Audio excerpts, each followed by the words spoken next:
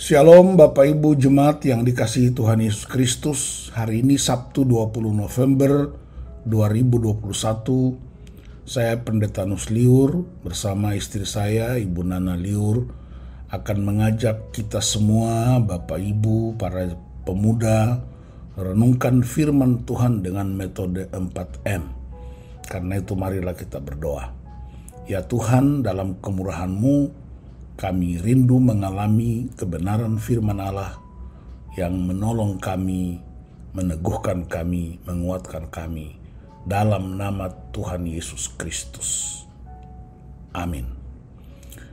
Firman Tuhan yang kita renungkan hari ini diambil dari 1 Samuel pasal 2 ayat 8 sampai 10 dengan tema tindakan Allah menunjukkan perlindungan keadilan.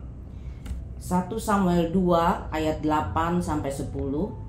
Ia menegakkan orang yang hina dari dalam debu dan mengangkat orang yang miskin dari lumpur, untuk mendudukkan dia bersama-sama dengan para bangsawan dan membuat dia memiliki kursi kehormatan. Sebab Tuhan mempunyai alas bumi dan di atasnya ia menaruh daratan.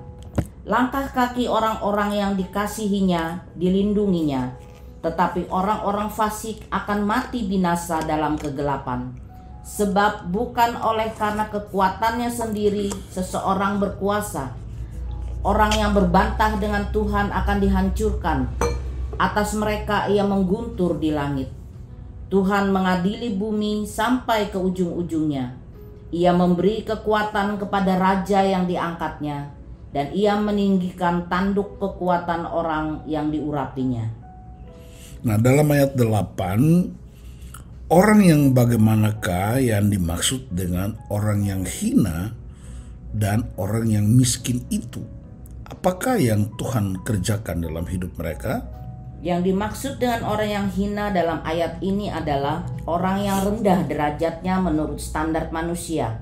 Bisa jadi dia dianggap rendah atau hina karena kondisi perekonomiannya yang terbatas, karena pendidikannya yang rendah, karena jenis pekerjaannya, misalnya dia adalah pekerja kasar, buruh harian. Orang yang hina atau rendah bisa juga karena kondisi fisiknya atau mentalnya, atau karena perbuatan dosa kejahatan yang ia lakukan. Sedangkan orang yang miskin itu adalah orang yang betul-betul miskin secara materi. Bisa juga berarti orang yang membutuhkan pertolongan dan pembebasan dari masalah-masalah mereka. Bisa juga berarti korban penindasan atau kekerasan. Dalam ayat ini dikatakan bahwa Tuhan menegakkan orang yang hina dari dalam debu dan mengangkat orang yang miskin dari lumpur untuk mendudukkan dia bersama dengan para bangsawan dan membuat dia memiliki kursi kehormatan. Nah, dalam ayat 9, orang yang bagaimanakah yang disebut sebagai orang yang dikasihinya, dan orang yang bagaimanakah yang disebut dengan orang fasik? Dan dalam ayat 10, orang yang bagaimanakah yang disebut sebagai orang yang berbantah dengan Tuhan? Apakah yang terjadi dengan hidup mereka? Yang dimaksud dengan orang yang dikasihinya adalah orang yang setia, baik hati, saleh, menjaga kekudusannya, orang yang taat. Dikatakan bahwa langkah kaki orang-orang yang dikasihinya dilindunginya. Sedangkan orang-orang fasik adalah orang yang jahat, yang bermusuhan atau melawan Allah. Mereka tahu kebenaran Allah, namun hidup melawan kebenaran Allah. Yang terjadi dalam hidup orang fasik adalah mereka mati binasa dalam kegelapan. Ayat 10a, orang yang berbantah dengan Tuhan adalah orang yang menentang Tuhan dengan tidak mau menaati perintahnya. Orang yang menuntut atau menggugat kedaulatan Tuhan, misalnya menyebut Allah itu tidak adil. Orang yang berbantah juga artinya orang yang suka komplain atau mengeluh atau bersungut-sungut dalam hidupnya. Dikatakan bahwa orang yang berbantah dengan Tuhan akan dihancurkan. Ayat 10b, apakah yang dilakukan oleh Tuhan? Yang dilakukan Tuhan yaitu Tuhan mengadili bumi sampai ke ujung-ujungnya. Ia memberi kekuatan kepada raja yang diangkatnya dan meninggikan tanduk kekuatan orang yang diurapinya. Nah, dari bacaan kita ini kita dapat melihat betapa bertanggung jawabnya Allah atas hidup umatnya. Dia peduli dan bertindak untuk menyelamatkan orang yang hina dan orang yang miskin. Dunia ini memperlakukan orang yang hina dan orang miskin dengan tidak adil. Dikatakan di ayat 8 mereka ada dalam debu dan lumpur. Terjemahan lain mengatakan kata sampah dan timbunan kotoran. Namun Tuhan menegakkan dan mengangkat mereka untuk membuat mereka sejajar dengan para bangsawan.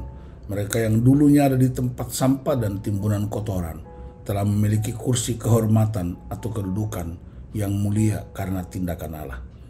Jadi jika kita ada di antara mereka yang merasa hina dan miskin karena masalah ekonomi, pendidikan, pekerjaan, masalah fisik dan mental, atau Anda mungkin pernah melakukan dosa serta kesalahan sehingga ditolak, dihindari, diperlakukan dengan tidak adil, Anda dihina atau direndahkan oleh manusia, diperlakukan layaknya sampah dan timbunan kotoran. Ingatlah dan yakinlah bahwa Tuhan itu maha adil.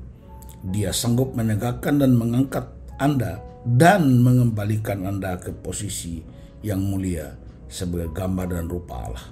Datanglah dan bawa persoalan Anda kepada Tuhan.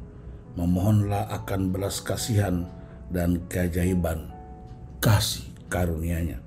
Hana yang dihina karena kemandulannya datang menghadap Tuhan. Ia memohon agar Tuhan memperhatikan kesengsaranya dan bertindak atas hidupnya. Dan Tuhan ingat kepada Hana.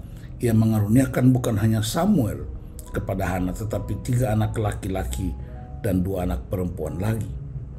Ia berikan buat Hana. Allah mengangkat dia dari kehinaan dan kemiskinannya. Hana hanya memohon agar diberi seorang anak laki-laki. Namun Tuhan melakukan jauh lebih banyak daripada yang Hana doakan atau pikirkan. Bagian kita adalah mengasihi Tuhan, taat dan setia kepada perintah-perintahnya. Bagian Tuhan ialah bertanggung jawab atas hidup kita. Ia berjanji bahwa langkah kaki orang-orang yang dikasihinya dilindunginya. Sedangkan orang fasik suka melawan kebenaran, para penentang Tuhan yang suka menuntut dan menggugat kedaulatan Tuhan, orang yang suka bersungut-sungut dalam segala hal, mereka akan dihancurkan dan dibinasakan. Tidak ada satupun di muka bumi ini yang luput dari keadilan Tuhan. Dia berdaulat atas segala sesuatu. Dia memperhatikan kehidupan manusia termasuk kita. Ia mengingat dan sekali-kali tidak pernah meninggalkan dan mengabaikan orang-orang yang dikasihinya. Itulah perlindungan dan keadilan Allah yang sempurna bagi umatnya. Nah, dari kebenaran firman Tuhan ini, apa yang menjadi komitmen kita? Saya akan terus mengasihi Tuhan dengan segenap hati saya, taat dan setia kepadanya. Saya tidak akan hidup seperti orang fasik dan orang yang berbantah dengan Allah. Saya juga akan mengasihi sesama seperti Tuhan mengasihi saya. Saya tidak akan menghina atau merendahkan sesama ketika mereka terpuruk, tapi saya akan menyatakan kasih dan kepedulian saya kepada mereka. Ketika saya dihina dan direndahkan, mengalami penindasan dan ketidakadilan, saya menyerahkan perkara saya kepada Tuhan yang Maha Adil. Saya harus punya keyakinan bahwa Allah saya adalah Allah yang memperhatikan sengsara saya. Ia tidak melupakan dan membiarkan saya. Ia pasti akan bertindak, menyatakan perlindungan dan keadilannya bagi saya. Pengharapan saya hanya ada pada Tuhan. Puji Tuhan, mari kita lakukan dan bagikan firman Tuhan ini kepada setiap orang yang kita temui supaya mereka dihiburkan dan dikuatkan. Ingatlah bahwa perlindungan dan keadilan Allah sudah digenapi di atas kayu salib. Pengorbanan Kristus di atas kayu salib adalah bukti yang tidak dapat dibantah bahwa perlindungan dan keadilan Allah itu nyata. Puji Tuhan. Haleluya. Amin. Kita berdoa untuk firman Tuhan. Kami bersyukur untuk firman-Mu hari ini. Menyerahkan hidup kami supaya terus taat dan mengalami janji-janji Tuhan. Kami memberkati orang-orang yang dihina, direndahkan, dianggap miskin oleh dunia, agar mereka menaruh pengharapan hanya kepada Allah, dan perlindungan serta keadaan Allah yang sejati turun atas mereka. Dalam nama Tuhan Yesus Kristus, haleluya, amin.